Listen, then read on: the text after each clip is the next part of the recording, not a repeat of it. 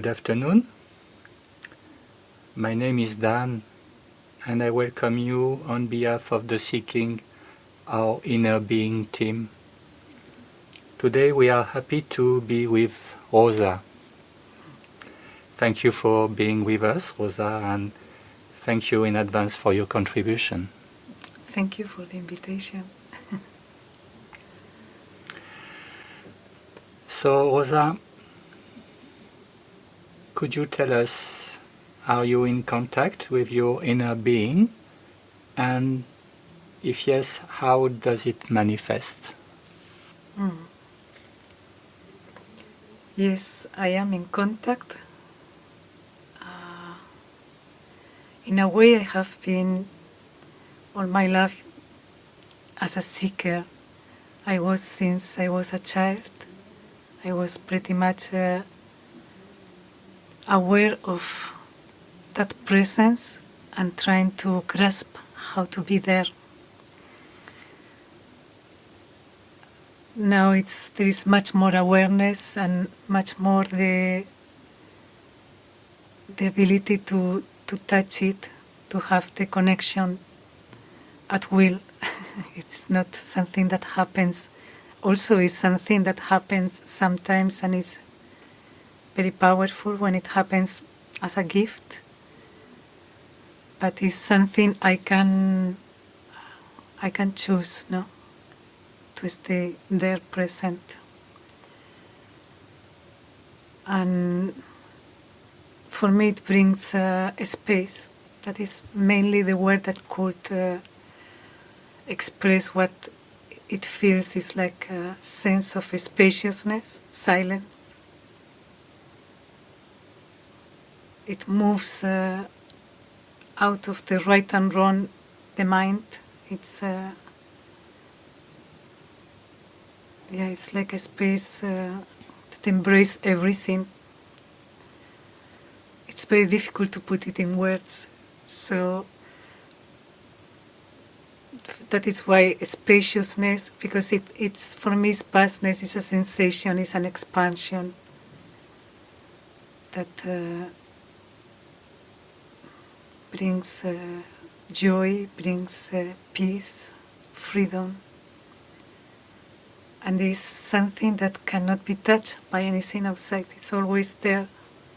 Doesn't matter what's going on the outer plane.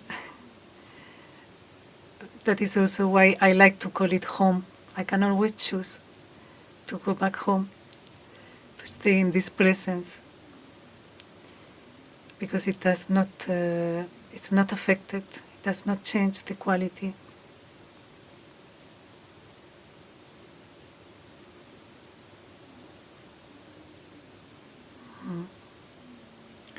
So you said that from your childhood you had this presence already, and now it's much something that you can at will be in connection with. But did you have to develop some practice or some abilities or taking care of something in particular?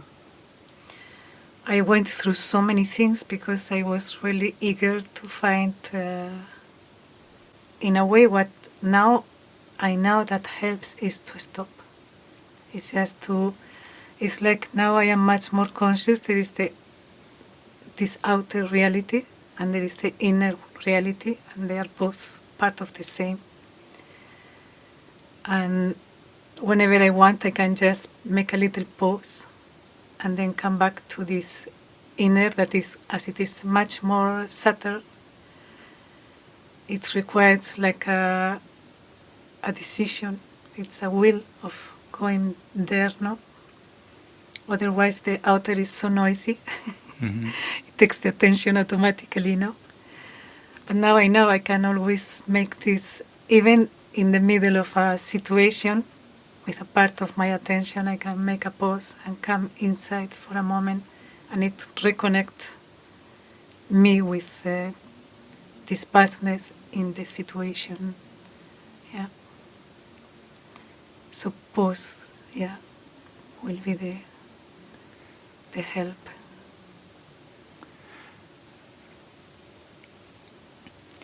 So would you say that this capacity to discriminate what belongs to the outer world, as you say, and what belongs to the inner space is settled for good within you?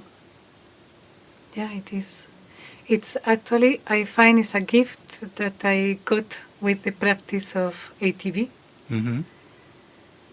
that has a lot about to developing this witness and then noticing at every moment what is going on inside at the same time that is what is going on outside, no? Which parts of the being are taking decisions where I feel puzzled because some part wants one thing, another is wanting another, all these kind of things. And this has helped because then in all this practice of ATV during years, then I have discovered, I have realized that yes, I just need to stop and move and stay concentrated with attention there. And I'm back there, I'm back home. So yeah, that is what. So does it mean that whenever you stop, whatever circumstances are, you come back instantly to this inner space? Not always actually, but most of the time. Mm-hmm. Yeah, not always because sometimes, for example, the mental is too active, so it doesn't really help me to bring the attention where I want to place it. Or sometimes there are strong emotion, there are things that are like pulling the attention in another direction. But at the same time, yes, if I keep, it's like I know the direction and I just need to keep steady and stay and return and then at the end, yes, I can come back to that space of quietness, of silence, of yeah, vastness. Mm-hmm. Just I was remembering something because we are actually sharing things that has been helping us on the journey. Something that helped me on this also is a practice that I learned in a community in France when I was there many years back. And they do every hour, they make this bell sound. At Plum Village? No? No, it No. was not Plum Village. It was Larch, the Saint-Antoine or Laborie, Okay. Lanza del Pasto. And they make this every hour. They make us the song of the bell. And doesn't matter which is the work you are doing. You may be in the kitchen or in the garden. Or at that time, everybody is invited to stop and just for 2 to 5 minutes to breathe and to notice where are we exactly. And for me, it was so powerful, this thing of stopping, learning to stop. And to keep after practicing it in life, I remember, for example, it's not easy because it's a practice. I remember being alone at home, reading a book, and I had settled my watch that will make pee-pee. And then when it was making the sound, my mind will say, when I finish this page. And it was this thing of, no, I can't stop now. I can really, really choose, no? And this practice I did for years, and it was very powerful to learn to stop at any moment at will and make a pause, no? And come back with attention to notice myself, my many selves. Yeah. So that's a practice that works for you and that you could also advise to anyone to practice in order for coming back to this space. I did it. I was putting 2-3 times per day. Randomly? I was deciding that 2-3 times per day I will be stopping. The watch was making it every hour, and I had agreed with myself 2 to 3 times, I will make the pose. And I could see how all the patterns, the automatic patterns, want to drive on whatever the action, and to learn to be one in control of that, to move from the automatic to the conscious control was, very, very good. And it's fun. So yes, I recommend whoever want to try for some time. It's a nice exploration.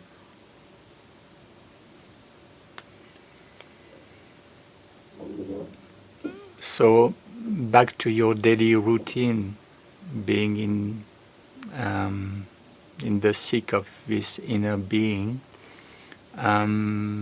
Is it that something that you have constantly in mind, such as I should do that or I should do so, or is it something that became spontaneous and part of you?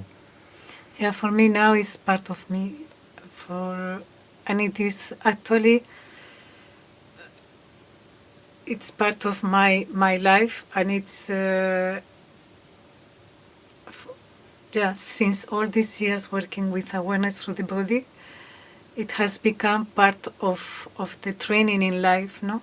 To be watching oneself, to take moments to reconnect, to be conscious in the body of what is going on at the physical level, because the mind sometimes can cheat us, but the body is usually quite straightforward, no? How am I breathing? And all this has helped a lot. Actually, I was quite a floaty type. Mm-hmm. What do you mean, floaty type?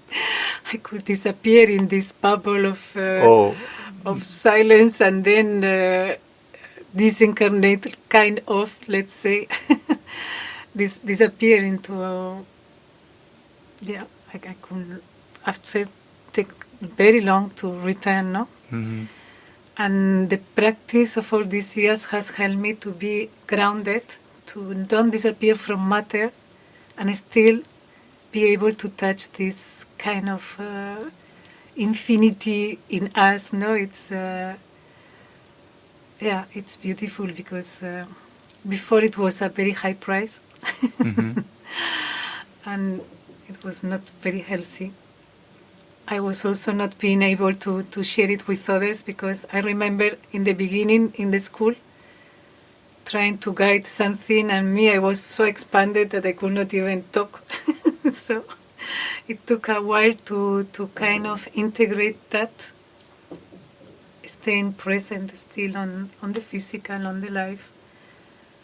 And becoming also capable to share also afterwards, no? Yeah. Once you have also embodied this practice. Mm. And are you speaking freely with your friends about this reality of your inner being? I mean, the way that you are living, are you freely speaking with your relatives? And Here, sometimes it comes, Mhm. we share about that. And yes, it comes freely. Also because my circle of friends, it's within all the people I have been practicing. So there is kind of this common something that it's Attunement. important for all of us, no? To develop more and more the capacity to know who we are, no? And to explore ourselves. So yes, sometimes we talk, but we don't talk too much. We prefer to practice things.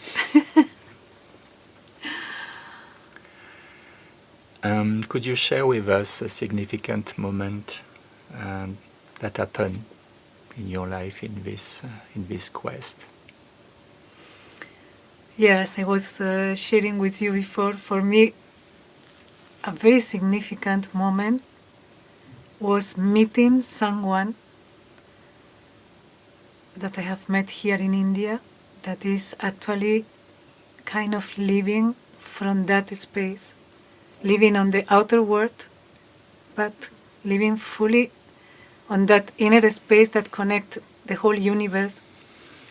And because I started reading lives of all these saints and inspiring people all over the world very soon. But one thing is that you read it, and another thing is that you meet someone that physically. has physically.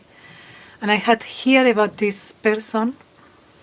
I was, the first 4 years in India, I was traveling from ashram to ashram, from Vipassana to Vipassana on this quest. And in a certain moment, I hear someone talk to me about a man, a sannyasi, who was in the mountain, in the Himalayas, and he was living in the mountain, meditating day and night, and the beasts of the forest were coming to sleep at his feet. And then I thought, oh, I have to find this man, no? Wow. And I started moving towards the area of the mountain where they told me it was. And I arrived to a very small ashram, and I was planning from there to start inquiring. I had still not talked to anyone about my plans. But just arriving to this ashram, I got really sick with fever and all kind of things. So I was lying on the bed with a lot of fever, with vomiting, diarrhea, everything, feeling so bad. And on the second day I had the door open because I had to run to the toilet, and the toilet was outside. And on the second day, a very, very skinny old man appeared in the room. And in the moment he entered the room, I realized I have no any more pain anywhere. I touch myself, I have no fever. All this in my stomach stopped. It was so fast, the changes, that I asked him, who are you? You have entered my room, and now I am no more feeling sick. And then he said, because we are one.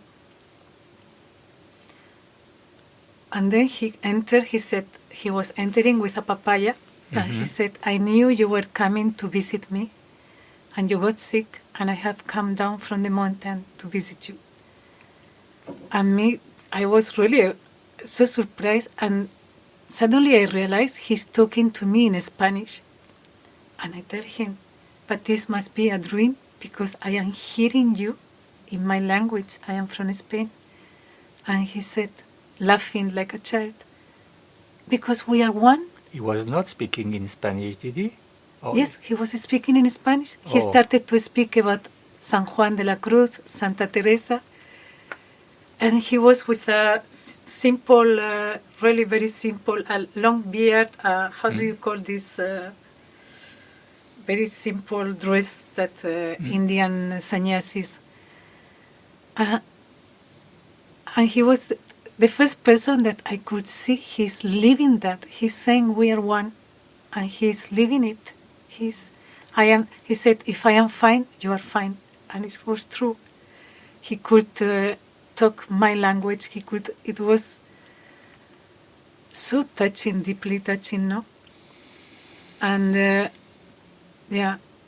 to recognize that, we can live that here when we are able to touch, not only to touch the inner being, but to live from there, to make it in front of all the other layers of the being, no? And then the whole world changes. I remember I told him, I saw him so skinny, I told him, you keep the papaya, I don't need it. And he said, oh, I don't need it also. That is why I don't have pocket. The whole universe is me. Yes, you don't need anything. So, and I have met him after 2 more times. And he was writing to me, he asked me, can I write to you somewhere? I gave him the address of someone here in Auroville. And he was writing in these blue envelopes, old, that you can write and close it, and it is an envelope. He always wrote the same, blessed self. But yes, he is in the world. He has been in the world, touching so many lives just by being. By being fully there with, Could you say that there was a before and after this meeting?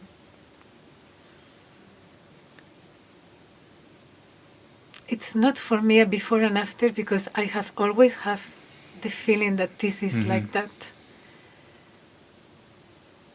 But for me, it was like a divine gift on the journey to show that, look, it is possible in a human envelope that seems so limited to achieve this. To achieve that. Yeah. Okay, thank you, Rosa. Is there anything else you would like to share that could be helpful for our listeners or valuable? Well, for me, it has just happened that suddenly it's like if I am in that moment open and receptive, or there is, I don't know what, a grace, and then what I am always seeking for find me in that space. And then the depth is so much vastner. No, it's like also it makes me see that at the end is a gift, is a grace. We may have to our part, our openness, our sincerity, our disponibility, our stops, our pauses. But at the end it can go so deep, and it is not us that we do anything, it's just something that happened. Thank you. Thank you very much, Rosa. Thank you. Thank you for bringing our attention in the community again back to insight. Yeah. Thank you.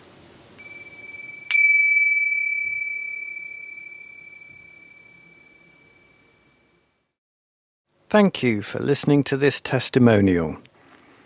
If you would like to take part in this project on the inner being, or if you have any questions or comments for our team or participants, please feel free to contact us using the email at the bottom of this webpage.